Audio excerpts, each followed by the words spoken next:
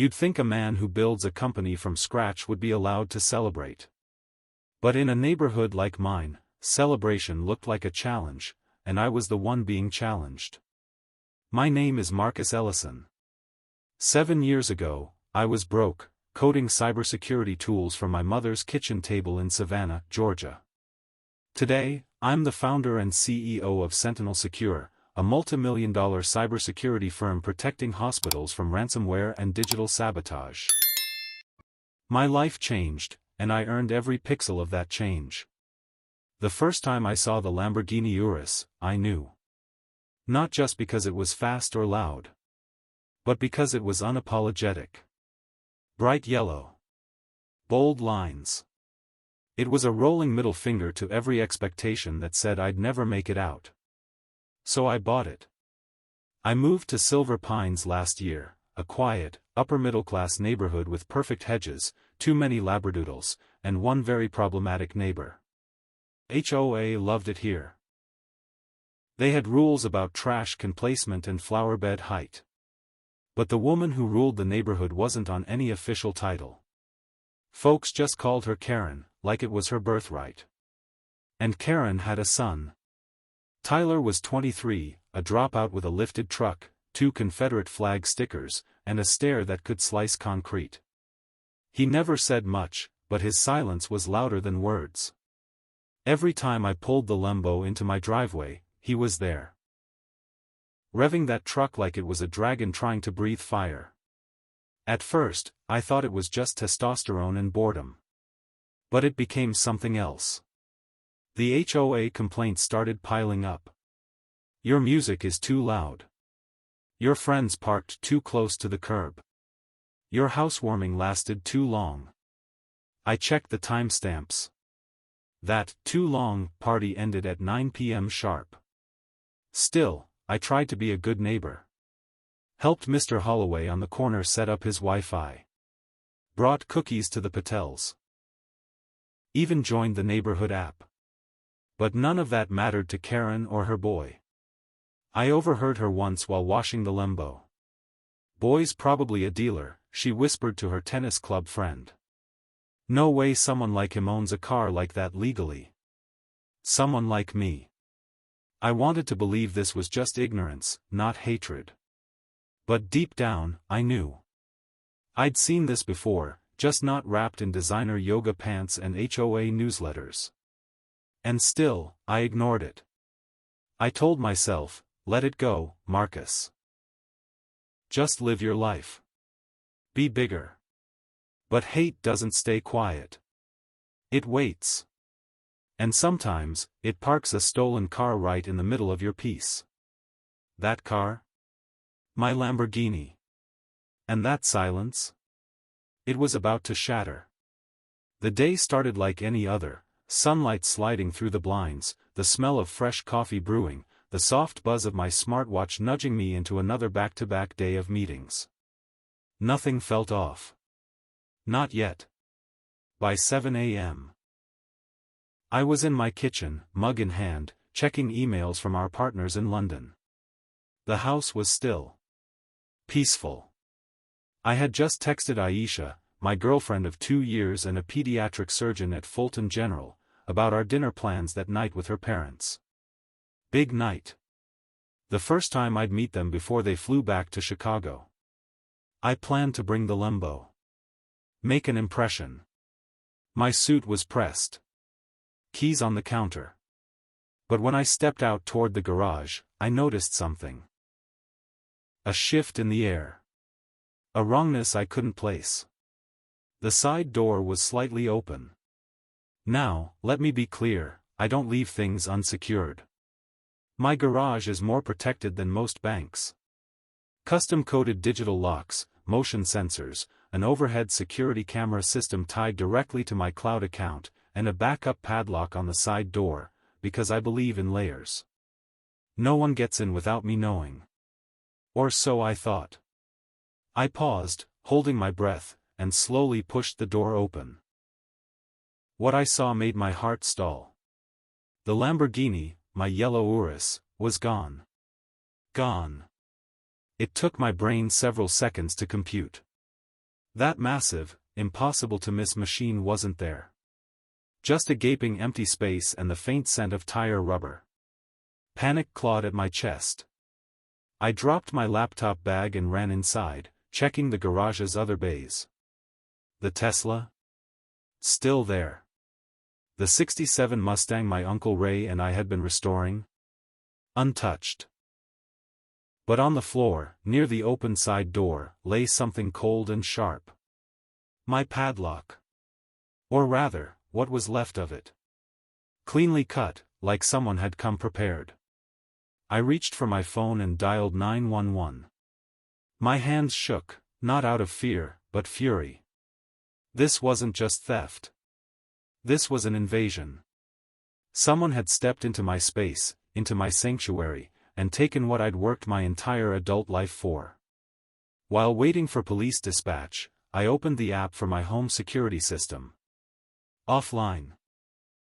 Offline? I checked the logs. The system had been disabled about 4:58 a.m. Cameras looped, then died. But not before one final grainy image was saved, a tall, thin white male in shorts and a black hoodie. Face mostly turned away. But the blonde hair? Unmistakable. Tyler. He'd been lurking around long enough. He knew my routines. He knew I drove the Tesla on weekdays, kept the Urus parked until evening or weekends. He knew how to time it. Minutes later, 2 squad cars pulled up to the house. Officers Daniels and Cruz stepped out, familiar faces. Daniels was a seasoned black officer with sharp eyes and calm hands. Cruz, younger, observant. I gave my statement. Showed them the cut lock. The camera footage. Described Tyler Caldwell. Told them about Karen. Officer Daniels scribbled notes in a small, worn notebook. "That's a serious accusation, Mr. Ellison. You got anything more solid than a blurry photo and bad vibes?" "I know what I saw," I replied. "And I know who's had a problem with me since I moved in." Then something strange happened. My phone buzzed. Instagram notification at Rich Boy Rain tagged you in a post. I didn't recognize the name, but the profile photo?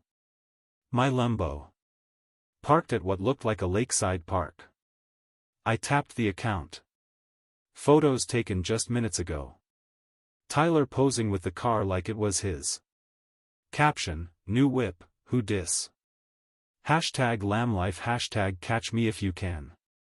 I turned the screen toward Officer Daniels, my voice flat. "That proof enough?" His lips tightened. "Get in the car, Mr. Ellison. We're going for a ride." We drove in silence to Rivercrest Overlook, a secluded area 20 miles out. It was known for teens drinking, couples sneaking off, and, apparently, idiotic criminals documenting felonies in real time. By the time we got there, the car was already surrounded. Unmarked units. Flashing lights. Turns out, the Riverside lot was under surveillance for a separate car theft ring. A sting operation.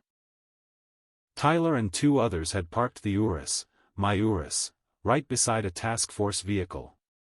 According to Officer Cruz, the 3 were celebrating, smoking weed, drinking, posing for photos. One even pulled a paintball gun, modified to look real, and fired at undercover officers. That was their mistake. And mine? Thinking things couldn't get worse. As we watched them get tackled to the ground and cuffed, mud-streaked, breathless, stupid, I felt something shift inside me. Satisfaction? Maybe. But also sadness. Because this wasn't just about a car. It never had been. They didn't steal it because it was fast. They stole it because they didn't think I deserved to own it. And I wasn't going to stay silent about that ever again. The Riverside Overlook was usually where couples went to kiss under moonlight or kids snuck beers after prom. That morning, though, it became the epicenter of the dumbest mistake 3 young men had ever made. When we pulled in, the yellow Urus stood out like a flare. My car. My dream.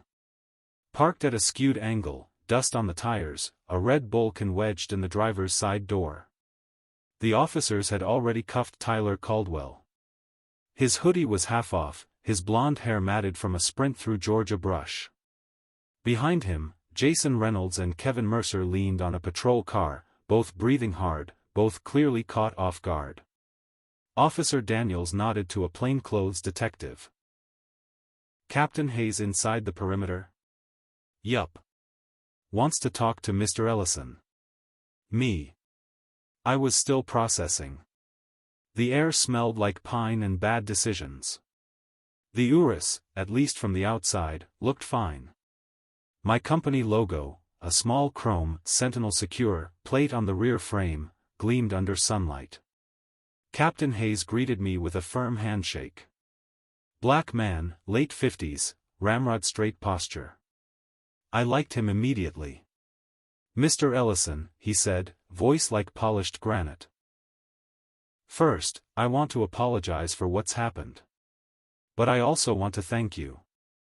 I raised an eyebrow. Thank me? He motioned for us to step aside. Because of your report, we just closed a loop on a 6-month investigation. We've had officers watching this site for weeks, tracking stolen high-end vehicles being brought here for joyrides, filming, or flips. We've been waiting for a direct link to the ring. I blinked. So this wasn't just random? Correct, he said. But here's the twist. This wasn't just part of that ring. We believe your car was specifically targeted. I felt something cold settle in my chest. Why? Hayes glanced toward the handcuffed trio. Let's take this back to the precinct. I think you deserve to see what we've found. Back at Silver Pines Police Headquarters, the reality unraveled further. Tyler hadn't just stolen my car on a whim. The evidence, as presented by Captain Hayes and the district attorney, was damning. Instagram wasn't the only mistake. They had found a group chat between Tyler, Jason, and Kevin, screenshots showing their plan. Messages laced with racial insults. Lines like, "He flaunts that car like we ain't seein' it every damn day. Ain't no way he earned it clean. Bet his mama still pays his bills. 'Bout time someone put that boy in his place." This wasn't just a theft. This was an attack. A deliberate, racially motivated targeting of a black man in a white suburb who had the audacity to succeed. Jason, under pressure, flipped.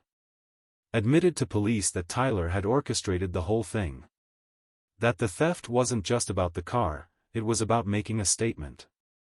He had used phrases like reclaiming the block and reminding folks where they are. Captain Hayes sat across from me in the interview room, voice low and steady. Mr. Ellison, based on the language used and the coordination involved, we're formally pursuing hate crime enhancements against all 3 suspects. I sat there in stunned silence. I'd grown up hearing stories like this. About men who had their lives destroyed because someone didn't like the way they dressed, or what they drove, or the way they walked through a certain neighborhood. But I never thought that, after years of grinding, of proving myself in boardrooms and audits and investor meetings, I'd still be viewed as a target. And then came the knock.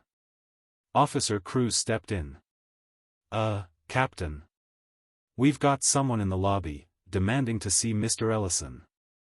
Hayes sighed. Let me guess. Karen. They offered to turn her away, but I was already standing. No. I want to speak to her.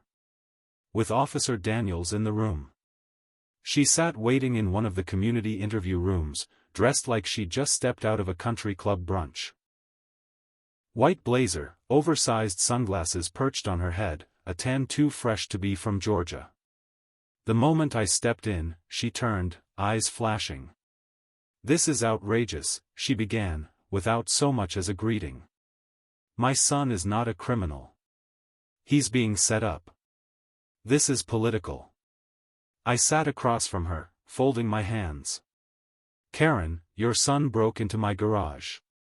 Stole my car. Disabled my security system. Posted evidence online. And fired a fake gun at officers. Which part is political? She leaned in, voice dropping. He said you let him borrow it. That you had some arrangement. I laughed. Not the kind of laugh born from joy, but from utter disbelief. I've spoken to Tyler exactly twice. Both times, he called me something I won't repeat in front of law enforcement. She stood up abruptly, pacing. He's scared. He's confused. You're enjoying this, aren't you? Making a show of it. Turning the neighborhood against us. No, I said calmly. He did that himself. Karen's composure finally cracked. Her voice trembled. We've lived in Silver Pines for 12 years. We built this place. We kept it nice. Then people like you move in and, people like me? She froze. I leaned forward. I built my company from the ground up. I've done more for this community in 18 months than your son has in a decade. I'm not the threat here. But the fact you see me as one? That's the problem.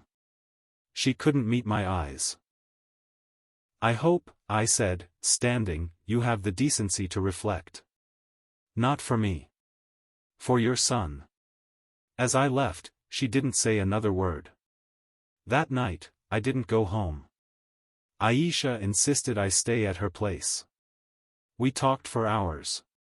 About what justice looked like. About what came next.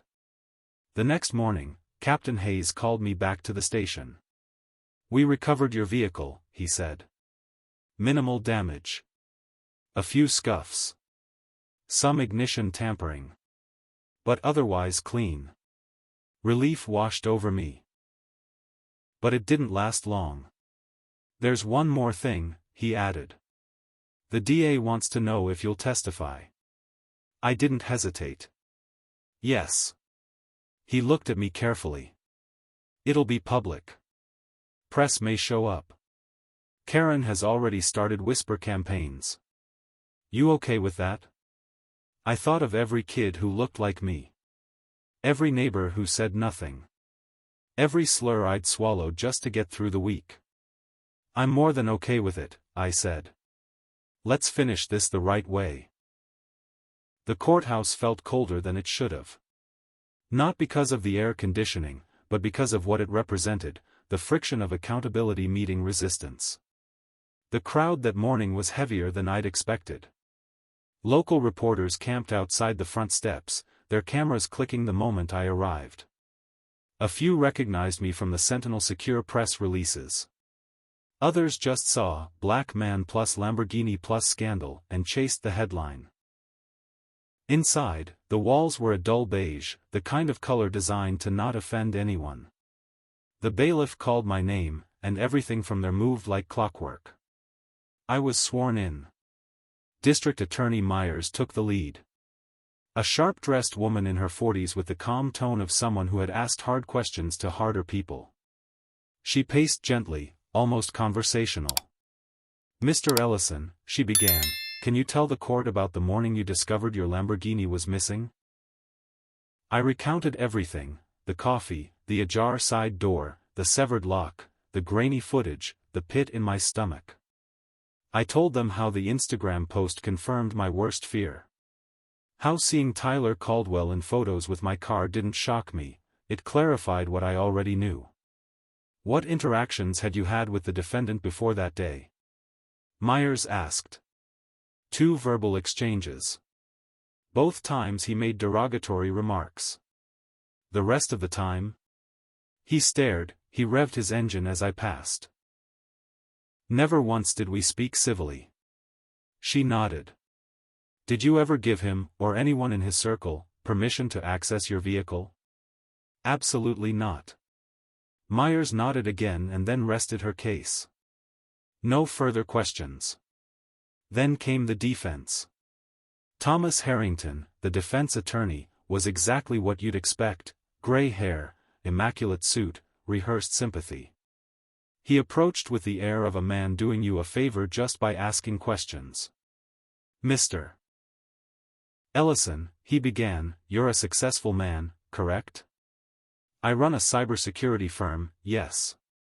"You drive a rather flashy car. You live in a predominantly white suburb. Do you think perhaps you stood out?" "I do. That's never been in question." "Do you believe your presence could have been misunderstood by someone like Tyler? That perhaps he assumed that he had the right to steal my property?"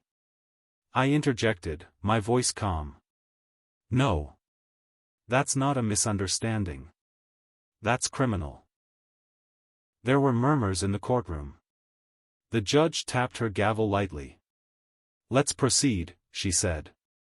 Harrington tried a few more spins. Asked about my other cars. Tried to imply I flaunted wealth. But every attempt only solidified what we all knew: this wasn't about the car. It never had been. It was about who was allowed to have it. After the testimony, I stepped outside into the corridor. Aisha was waiting, her eyes steady. "You did great," she said. "I just told the truth." That's what made it powerful. The case stretched for another 2 days. Jason Reynolds took a plea deal and testified.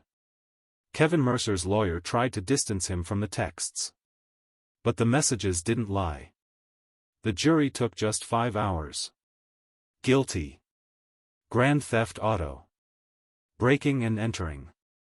Hate crime enhancement. Tyler's jaw clenched as the verdict was read. Karen, seated in the back, looked like she'd been carved out of marble, unmoving, unmoved. Sentencing would be in 4 weeks. Until then, Tyler would remain in custody. Life moved forward in strange ripples. The story went viral in local media. Black CEO's stolen Lamborghini uncovers racist ring in suburbs. My inbox flooded. Former classmates. Colleagues. Strangers. Some offered support. Some offered interviews.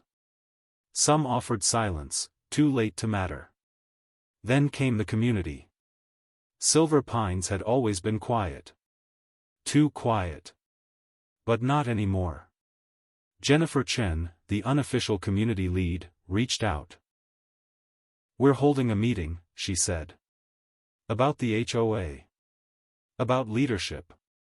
About Karen." I wasn't planning to go.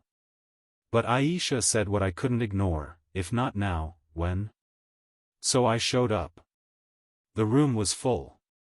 Neighbors who never spoke to me now leaned in to listen. Mr. Patel, 2 doors down, stood up first. "For years, my wife and I have been overlooked. Karen said our Diwali lights were too bright. That our landscaping was unkempt. But we own a landscaping company." Laughter, light but knowing. Others followed. Stories of microaggressions. Of being told to tone it down. Of being told this isn't that kind of neighborhood. Finally, Jennifer stood. "We propose removing Karen Caldwell as HOA chair." The vote was nearly unanimous. As Karen stood to leave, her expression unreadable, I met her eyes for the last time. She didn't flinch. But she didn't smile either. Later that week, I received a formal request. Tyler wanted to meet. Restorative justice dialogue, the note said. I wasn't sure I had anything to say. But after everything, maybe he did. And maybe, just maybe, it mattered. County jail isn't made for clarity. It's made for containment. Concrete walls, steel doors, the constant hum of fluorescent lights, it was a place where time didn't pass, it just sat still and watched you. A week after the verdict, I found myself in that place. The guards led me into a narrow visitation room with a metal table bolted to the floor. 2 chairs. 1 on each side. Officer Daniels stood in the corner, arms folded. Tyler Caldwell entered a moment later, his orange jumpsuit wrinkled, eyes puffy and tired. His blonde hair was overgrown, the swagger he used to wear like a coat now replaced by uncertainty. He didn't sit right away. "Thank you," he muttered. "For what?" "For coming. I didn't think you would. I almost didn't." He lowered himself into the chair and stared at his hands. "I asked to talk, not to make excuses. I waited. Wanted to say I'm sorry." He looked up finally, and for the first time, there was no performance behind his eyes. Just a kid who realized too late that some choices come with real-world weight. "You're not the first black man I hated," he admitted. "I heard it all growing up. From my dad. From my uncles. From Karen, even when she pretended she wasn't saying it." I didn't respond. Tyler kept going.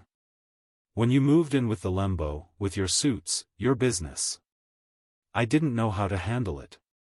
Everything I'd been taught said someone like you didn't belong in our neighborhood. That car, it wasn't just a car to me. It was proof that everything I believed was wrong." "And so you stole it?" I asked, voice calm but pointed. "Yeah," he said. "I told myself I was taking back power. But all I was really doing was proving how powerless I was." We sat in silence for a while. No one else in the room made a sound. Even Daniels had gone still, watching without judgment. "I'm not asking you to forgive me," Tyler said. "I just want you to know I finally get it. Not just the crime. The hate. The assumptions. I want to change. I don't want to be this person anymore." I leaned forward. "Then don't be. You made a choice. And now you'll live with the consequences. But you also have the choice to do better. To unlearn what you were taught. To do the work." He nodded. "I will." The visit ended without drama. He didn't cry. I didn't offer absolution. It wasn't a Hollywood moment. But it was real. Weeks passed. Tyler was sentenced to 9 years with the possibility of parole after 5. Jason Reynolds got 6. Kevin Mercer got 3, with probation. Karen Caldwell moved. Florida, I heard. The house sold quietly. No goodbye parties. But Silver Pines changed. Jennifer Chen's diversity committee held monthly meetups. The Patels hosted the first cultural dinner. Gujarati cuisine that had neighbors lining up outside their house.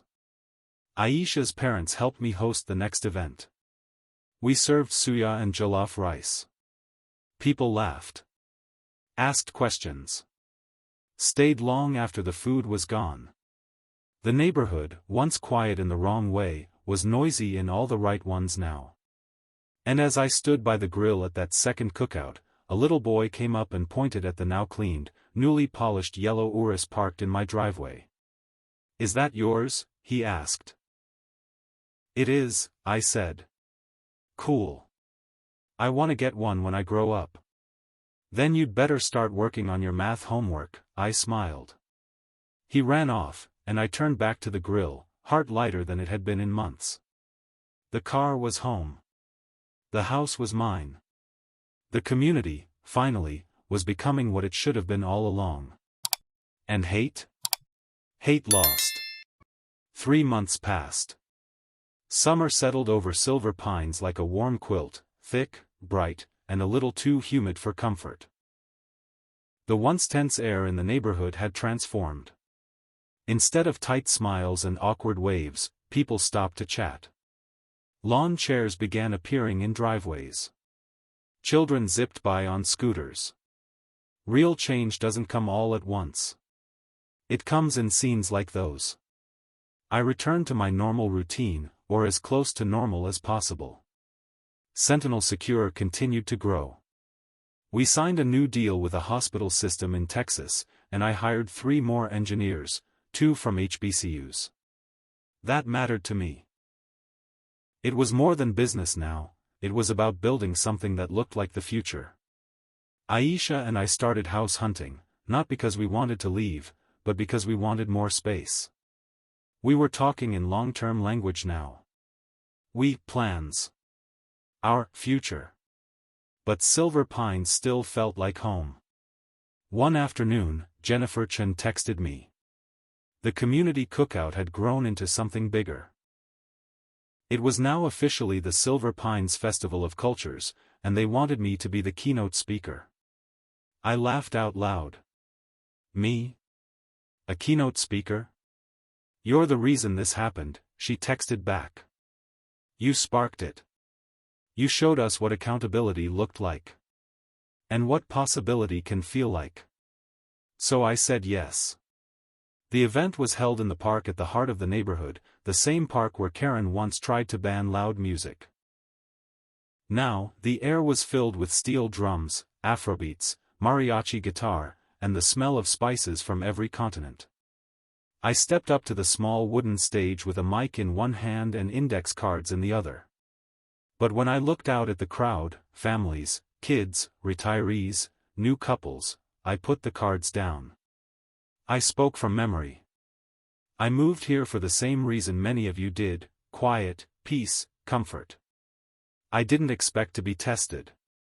But I was. And so were all of you. But we passed the test. Not because it was easy, but because we listened. We stood up. We had hard conversations. And now look around. Look at this. This isn't just a festival. This is a message, that community is something we build, not inherit. That every welcome mat, every unlocked door, every shared meal is a choice. And we're choosing better. I paused. Silver Pines is no longer where I live. It's who I am. Applause. A standing ovation. Even Officer Daniels was wiping at his eyes from the grill line. Afterward, a local journalist asked if I'd ever consider running for office. I chuckled. Only if the job comes with a grill apron and 3-day weekends. But the idea stuck. That night, Aisha and I sat on the back porch, watching the fireworks pop over the tree line. You know, she said, I think you'd make a great city councilman. I raised an eyebrow. I thought you liked me sane. I like you brave, she replied. You've already done the hardest part.